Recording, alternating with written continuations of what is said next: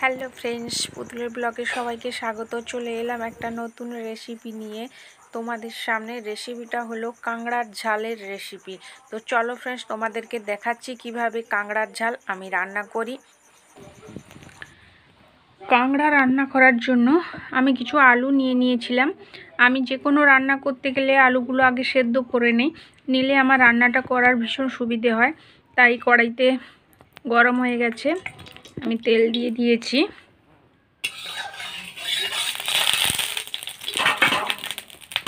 তো আমি এবার আলুগুলো দিয়ে দেব, হালকা করে জাস্ট ভেজে নেব।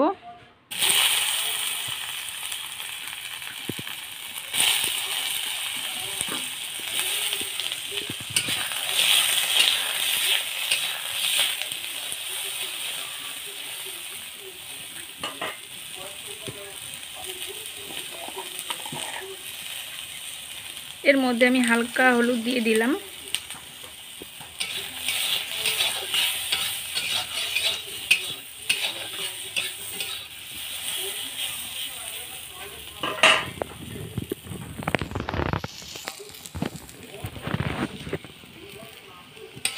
তো আলুগুলো ভাজা হয়ে গেছে, আমি এবার তুলে নেব। আর কাঁকড়াগুলোকে যারা ভাজতে চাও তেলে ভেজে নেবে। আমি কাঁকড়া ভাজি না, কারণ কাঁকড়ার যে স্মেলটা থাকে ওটা আমার ভীষণ ভালো লাগে খেতে। সেই কারণে আমি কাঁকড়াগুলো ভাজি না, তোমরা চাইলে ভেজে নিতে পারো। আমি এবার কড়ার মধ্যে আলুগুলো তুলে নিয়ে তেলটা দিয়ে দিচ্ছি। দিয়ে এর মধ্যে 5 ফোড়ন দিয়ে দেব। দিয়ে এর মধ্যে আমি পেঁয়াজ বাটাটা দিয়ে দেব।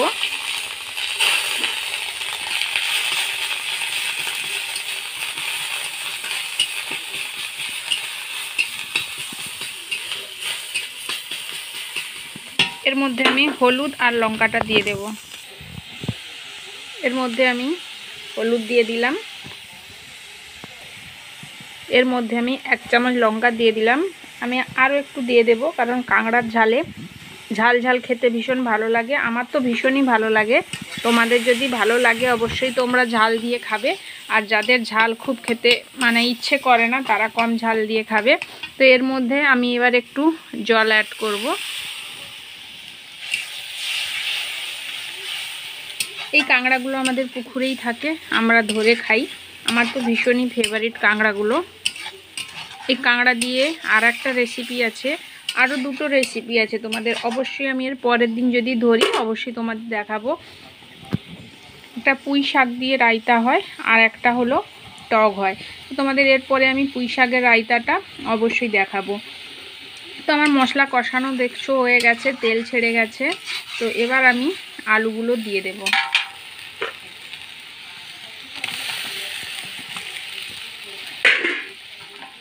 আলুগুলো আমি দিয়ে দিয়েছি। এর সাথে আমি কাঁকড়াটাও দিয়ে দেব, কারণ কাঁকড়াটা আমি তেলে ভেজে রাখিনি।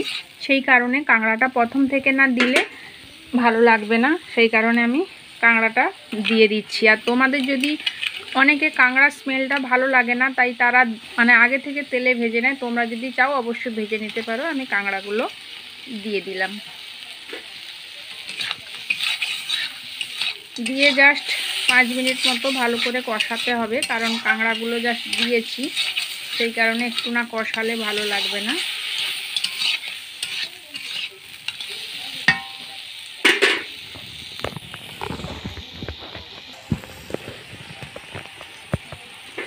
আমি 5 মিনিট ভুলে আমি বলে দিয়েছি তোমাদেরকে। 1 মিনিট পর জাস্ট ফিরে এলাম। 5 মিনিটে রান্নাটা কমপ্লিট হয়ে যায়, আমি ভুলেই 5 মিনিট বলেই দিলাম তোমাদেরকে। এই দেখো কষানো হয়ে গেছে। তো এর মধ্যে আমি সাদা সর্ষে বেটে রেখেছিলাম, এটা আমি অ্যাড করব। তো দিয়ে এটাকে আমি ভালো করে একটু নাড়াচাড়া করে নেব। নাড়াচাড়া করে নেওয়ার পরে এইভাবে মাখা মাখা করে খেতেও ভীষণ ভালো লাগে, কিন্তু আমি মাখা মাখা করি না, আমি একটু ঝোল ঝোল মতো রাখি। আমার ঝোল ঝোল খেতে বেশি ভালো লাগে। তো হয়ে গেছে, এর মধ্যে আমি জলটা দিয়ে দেব।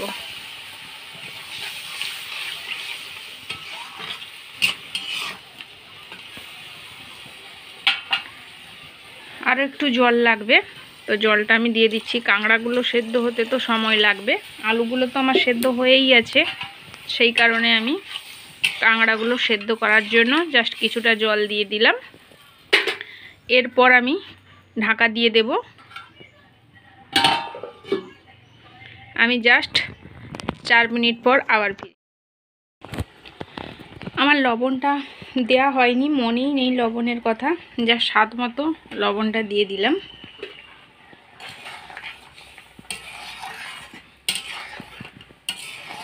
দেখতেই পাচ্ছ আমার হয়ে এসছে, আর কিছুক্ষণের মধ্যে জাস্ট আর 2 মিনিট মতো রেখে আমি এবার এটাকে নামিয়ে নেব।